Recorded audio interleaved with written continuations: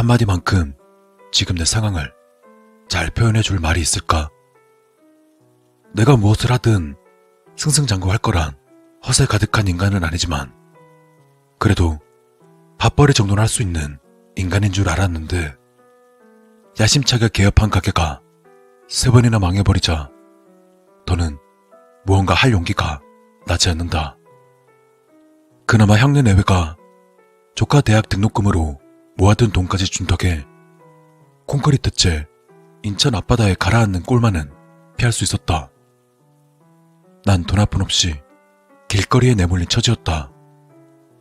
그게 매정하다 생각하진 않는다. 당장 지금 접신물에 코를 박고 죽으라 한다 해도 내겐 그다지 할 말이 없는 것이다.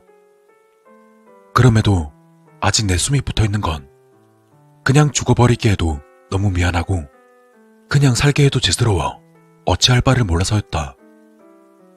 내가 지금 이 꼬라지임에도 일단은 사람인지라 당장 오늘은 어떻게 끼니를 해결하고 어디서 자야 할까 이따위의 고민으로 공원 화장실에서 하루, 옆 앞에 흡연장에서 하루하루 버텨가는 인생.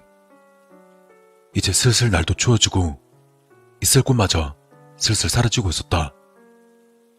겨울을 어떻게 버틸지 생각하는 것 자체가 매우 고통스럽다. 차라리 이럴 바엔 어디 아무도 없는 으슥한 곳에서 아무도 모르게 확 죽어버리는 게 나을 텐데 라는 생각을 매우 진지하게 하고 있을 때 삼촌! 이제 고등학교 2학년인 조카 수혁이었다. 그나마 내가 두 발 딛고 서 있을 수 있는 건 저 어린애 돈을 뺏어냈기 때문이라 생각하니 반가움보다는 미안함에 차마 눈을 마주치지 못하고 고개를 떨구었다. 삼촌, 한참 찾았잖아요. 잠은 잘 주무셨어요? 식사는요? 날도 점점 추워지는데. 내가 미흡밥도 하건만 형네 부부 몰래 가끔 나를 찾아와주는 수혁이었다. 너무 미안하고 고마워서 무어라 말하기가 어려웠다. 저녁 아직 안 드셨죠? 저랑 밥 먹으러 가요. 저 어제 용돈 받아서 돈 많아요. 나이답지 않게 차분한 위로를 건네는 수혁이를 보니 부끄러워 숨고 싶은 기분이었다. 하지만 애석하게도 몹시 배가 고팠기 때문에 차마 미안하단 말도 하지 못하고 수혁의 뒤를 따랐다.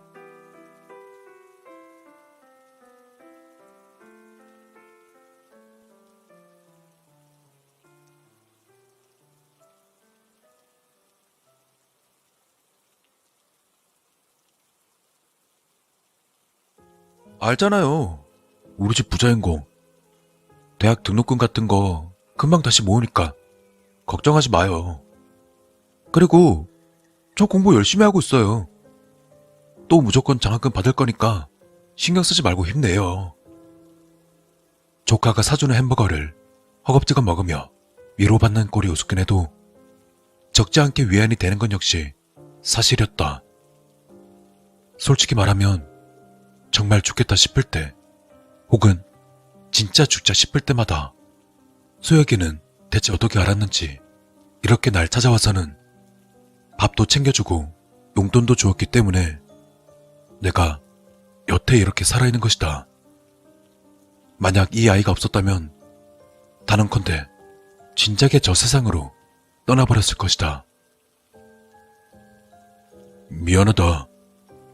삼촌이라고 하나 있는 거 도움은 못 되고 형한테도 미안하고 형수님한테도 미안하고 또 너한테는 특히나 더 미안하지. 몇 년 전만 해도 꼬맹이였던 조카가 언제 일이 커서 듬직한 말을 건네는지 눈물이 나올 지경이었다. 괜찮다니까요. 그냥 며칠 쉬면서 기운이나 모아요. 그리고 이거 얼마 안 되는데 이걸로 어디 방이라도 잡아요. 요새 추워서 밖에서 자면 큰일 나. 5만원짜리 몇 장에 만원짜리 몇 장 5,000원, 1,000원짜리도 야무지게 섞여 있는 걸 보니 가진 용돈의 전부인 듯 했다. 내가 양심이 있었다면 이걸 받을 수는 없겠지만 추하게도 난 덜덜거리면서 손을 내밀었다. 고맙다. 그래도 다는 못 받겠어. 너도 친구들이랑 맛있는 것도 사 먹고 해야지. 아니에요, 삼촌. 어차피 갖고 있어봐야 다 아니, 그냥 쓸데없는데 쓸 거예요.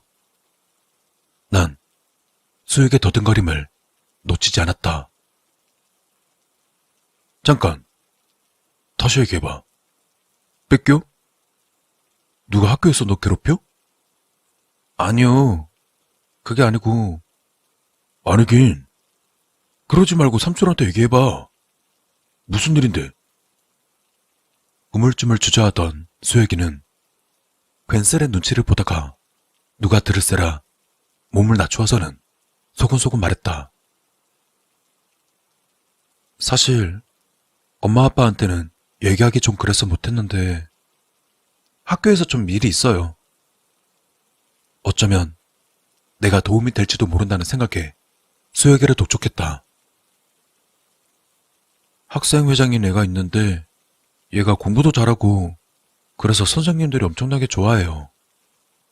근데 알고 보면 엄청 못된 애거든요? 선생님들 앞에서는 착한 척 연기하고 뒤에서는 일진같이 하고 다녀요. 몰래 애들 괴롭히고 돈 뺏고. 원래 나한테는 별 관심 없었는데 우리 집에 돈이 많다는 얘기를 어디서 들었나 봐요. 그래서 저한테 막 돈 빌려달라고 하대요. 난 안 주려고 했는데 자꾸 협박하고 겁주고. 어차피 선생님들은 자기 믿으니까 뭐든 해도 된다면서.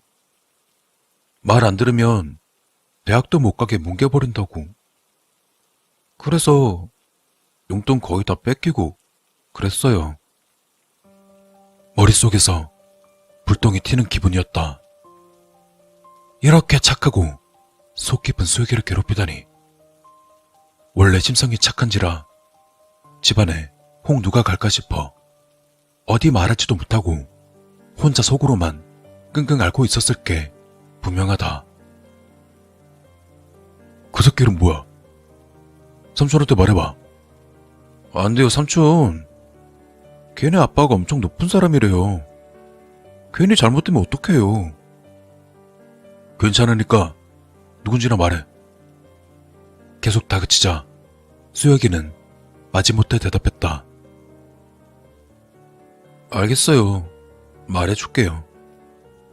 대신 부모님께도 비밀이고 아무것도 하면 안 돼요. 걔는 건드리면 안 되는 애예요. 알겠죠? 차진혁, 학생회장 차진혁이에요. 삼촌, 난 진짜 괜찮으니까 신경 쓰지 마요. 몇 번이나 다짐을 받고서 기어코 가진 돈 전부를 내게 전해주고는 수혁이는 집으로 돌아갔다. 내가 이 돈을 쓰는 게 의미가 있을까? 에코 묻은 돈으로 연명한다 한들 그게 무슨 의미가 있을까? 애초에 수혁이 없었으면 어딘가에서 비루하게 객사할 팔자였다. 평생 형네 부부와 수혁이에게 빚을 갚지 못한 채 간신히 목숨만 붙은 채 추하게 연명하는 것이 내가 할 수 있는 일의 전부일까? 아니, 절대로 그럴 수 없다. 이미 모든 걸 잃어버린 내 몸뚱아리. 형네 가족에게 민폐만 끼친 죽일 놈이다. 이제 와서 눈치 볼 게 뭐 있고 주저할 게 뭐 있을까? 조금이라도 빚을 갚아야 한다. 아니, 빚을 떠나서 수혁이가 고통받는 걸 그냥 두고 볼 수가 없다. 수혁이는 별거 아닌 것처럼 말했지만 난 내 조카를 잘 알고 있다. 어지간하게 힘들어서는 티도 내지 않는 녀석이었다. 게다가 나 역시 어린 시절 때 지옥 같은 괴로움을 당해봤었기 때문에 더욱더 가만히 있을 수 없었다. 당시엔 정말 옥상에서 뛰어내릴까 고민할 정도로 고통스러운 시간이었다. 수혁이가 나 같은 꼴을 당하는 건 절대 참을 수 없다. 무언가를 해야 한다. 학생회장이라는 그 녀석, 그놈을 혼내고 타이른다. 선생님께 말하고 대안을 찾는다. 아니다. 그런 어설픈 것 따윈 어림도 없다. 철저히 짓밟고 괴롭힌 다음 다시는 멀쩡하게 두 눈 뜨고 돌아다닐 수 없을 정도로 혼쭐을 내줘야 한다.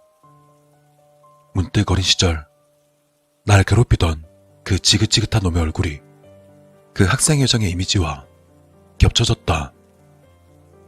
난 지금 이 모양이 꼴인데 그놈은 멀쩡히 잘 살고 있겠지. 그게 정말 견디기 힘들 정도로 화가 나고 억울했다. 역시 그 차진혁이라는 놈을 그냥 놔둘 수 없는 이유 중 하나다. 그래, 지금 내가 무서울 게 있어? 아니, 하나도 없어. 내가 죽는 게 무서워? 감옥 가는 건? 아니지. 내가 주저할 이유가 있나? 하나도 없단 말이야. 근데 그놈은? 그 개새끼는 찢어 죽일 놈이잖아. 내가 망설일 이유가 없잖아. 안 그래? 난 주문을 외우듯 혼자 중얼거리고는 무작정 걷기 시작했다. 할 일. 이미 한없이 망가지고 볼품없어진 내 인생 전부를 내던져서 해야 할 일이 생겼다.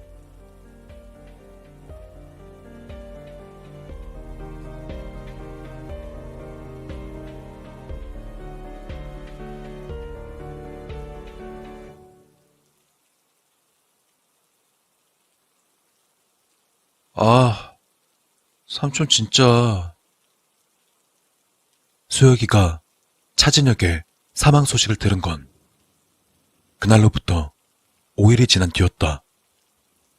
원한이 가득했는지 범인은 진혁을 납치해 모진 고문을 하고는 결국 고통스럽게 목숨을 빼앗았다. 아직 경찰은 범인을 특정하지 못하였으나 수혁만은 누가 범인인지 확신했다.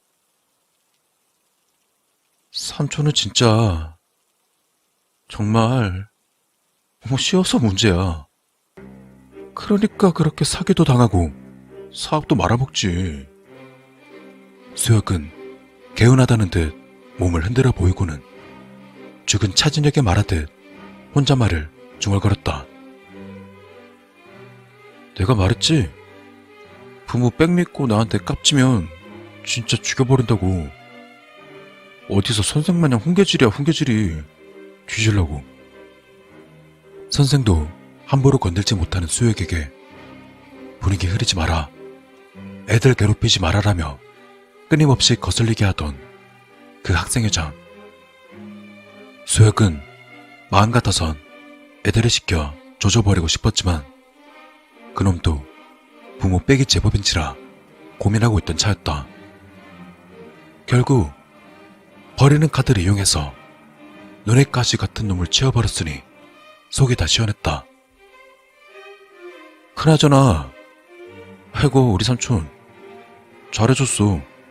고작 몇만 원에 살인까지 죽여주고. 못했어. 멍청한 삼촌한테는 차라리 감옥이 더 편할 수도 있으니까. 면회는 안 갑니다. 나도 이제 당신 모르니까. 한껏 기지개를 켠 수혁은 내일 학교 분위기를 기대하며 일찍이 잠자리에 들었다.